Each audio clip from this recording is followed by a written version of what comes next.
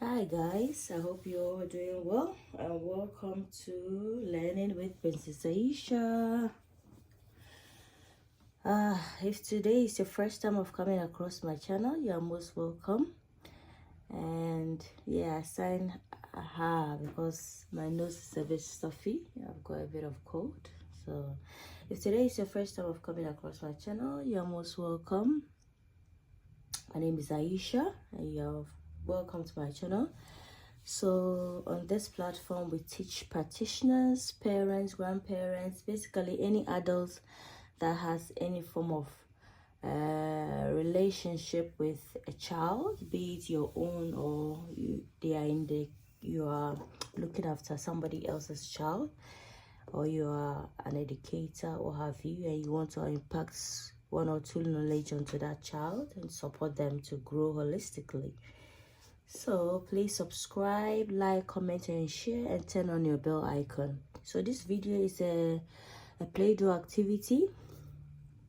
So it's a continuation from the how to support children's communication and language development, which is very integral within the early years setting.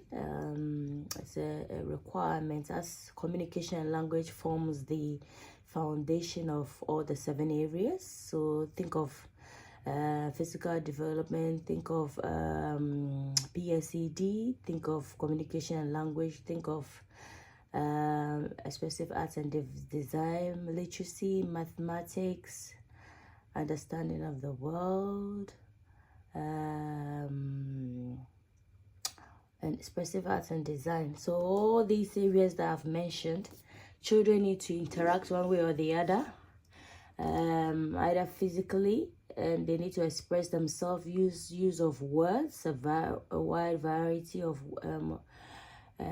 words, of vocabulary, so language is very key in children's development, because under PSED, the personal, social, emotional development, if children want something is bothering them, they need to express their needs and wants.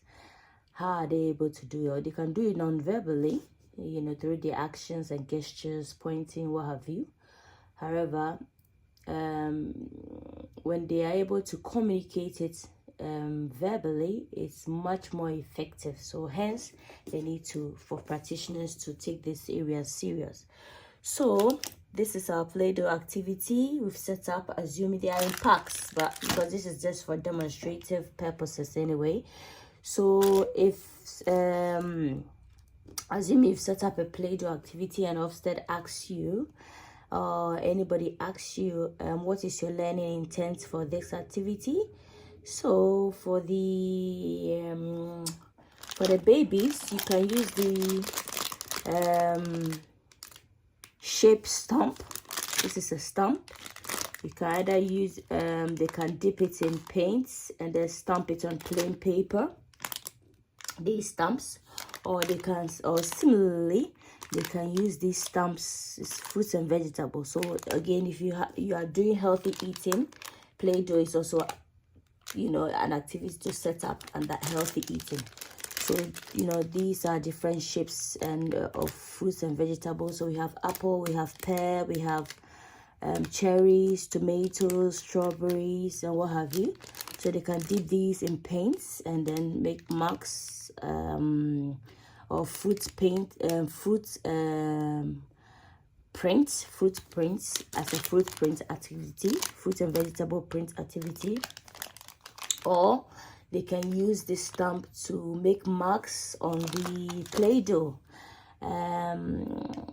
So this is an already made play-doh. So if you don't want to go through the hassle of making your own play-doh, which I think is cheaper and much more better anyway, then you can buy the one that they've made. This comes in 4 packs. I've just removed one, so this is it.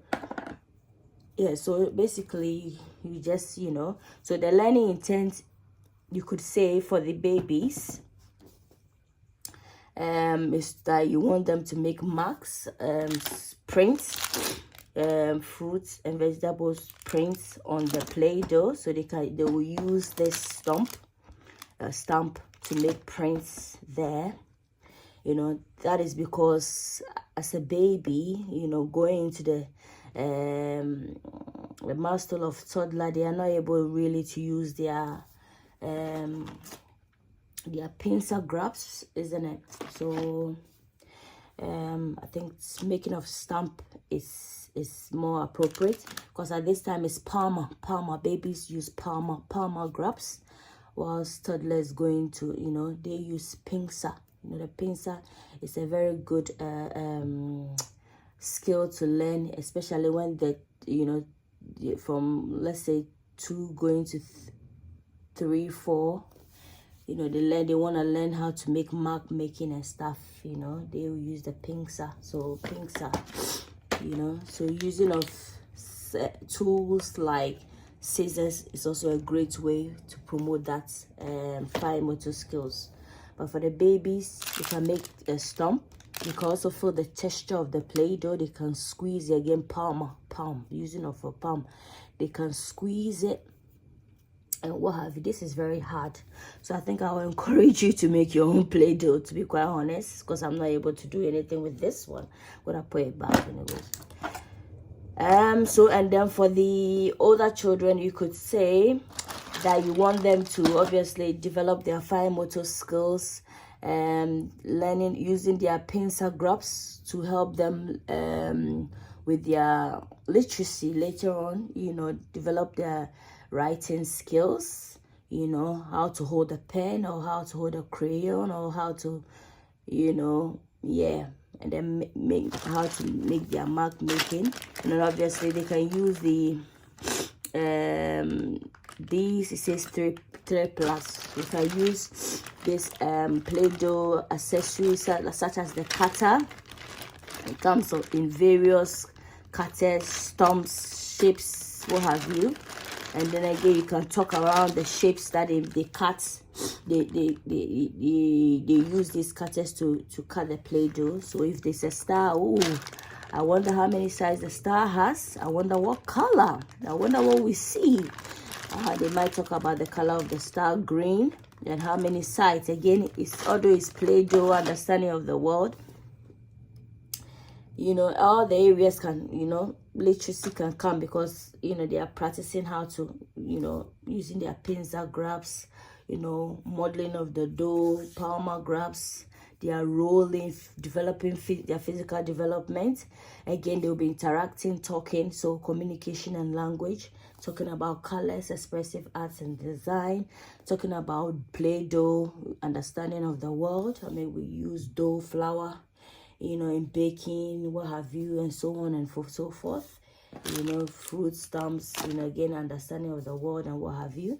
So this activity, although maybe simple, you can get children to learn a wide, you know, and then again, using a lot of songs and rhymes such as Pata cake, baker's man, bake me a cake as fast as you can. So this is a Play-Doh activity. So Pata cake is a perfect song and rhyme for this activity. Pat it and prick it, pat it and prick it and mark it with A. So they are learning alphabets. They will make the letter A in the inside the dough or on the dough. Put it in the oven and put it in the oven for Alicia and me. So A stands for Alicia. So and so on and so forth. So based on the number of children, it's a focus activity. If it is a focus activity based on the number of children around the table, you can use the first letters of their names, so to incorporate it in the song and what have you, so that they feel involved in the activity. Again, it's a great way for them to obviously hear their names. Again, repetition as it goes around, and also to reinforce the names of the children within the setting, also to promote their language and language and communication. So if you miss a child out, then you say it's Alicia's turn, or it's Peter's turn, or so on and so forth. So make language accessible within your setting if you want to promote their children's communication and language. So I hope you enjoy this simple but interactive and engaging tutorials that I've given you. I do hope you like it. Give me a thumbs up for like, comment in the comment section below, and then maybe in our next activity we'll actually make Play-Doh ourselves, so that rather than explain, I will be able to demonstrate it more clearly. Thank you. Take care. Bye.